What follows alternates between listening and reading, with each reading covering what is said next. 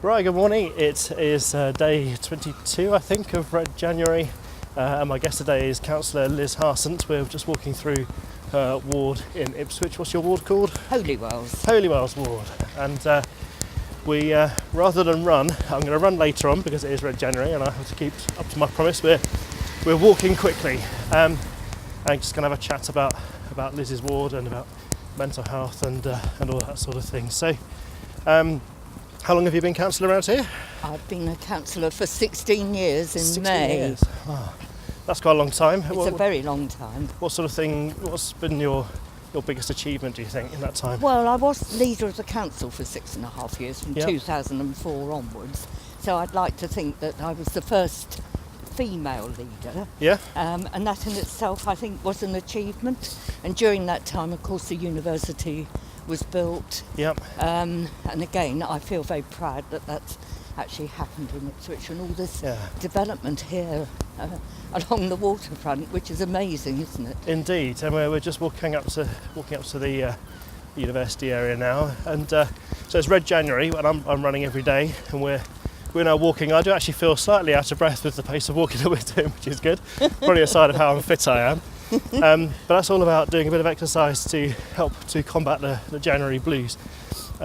What sort of thing do you do to relax and to de-stress and that sort of thing? I don't know that I do a lot of relaxing, but I do like this walking fast, and I am trying to do that every day. Leave my flat in the middle of the town at 7, and even if I only do half an hour, I feel I've achieved something, and it does make you feel so much better and energises you for the day. Yeah. But absolutely. I was reading somewhere that you've got to really push yourself, so you need to be out of breath.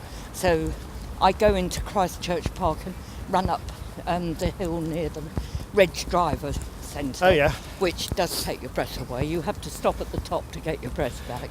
Yeah. But, that's what's supposed to be good for you. Yes, I've run around Christchurch Park a couple of times over the last 3 weeks, which is... it's more hilly than you realise when you're not there. It is. Very often, and if you don't, and you really realise it when you run around it. That's great. So what do you think the council can do from a mental health point of view in terms of the environment, in terms of the places where people live and work and they're doing take leisure? Quite a good job really with the park runs, which they're obviously supporting, the 10k, which was fantastic last year. My daughter ran that, and she said it was one of the best she'd ever done. So that's already very popular. Yep. Perhaps there was talk about marking off a mile along here, along the quays, so that people knew that they'd actually walked a mile. I always thought that might be quite a good idea. That is a good idea. There's gym galores, aren't there, around the town now. Gym galores, what are they? Gyms for people to go to. Okay. I mean, every planning application we pass seems to have a gym attached to it. Right, I see. So, sorry, I thought there was a real thing called gym galores. That's done quite good, actually. Yeah, it's not a bad brand name, is it? Because you get in Christchurch Park, there's little outdoor gym bits, isn't there? And we've got those in Holywells sort of Park as well. Excellent. Which are fun because people do use them. I just think it's getting people out of their couch potato life, especially young people, John, because so many young people are stuck to their computers and tablets and whatever else they do nowadays.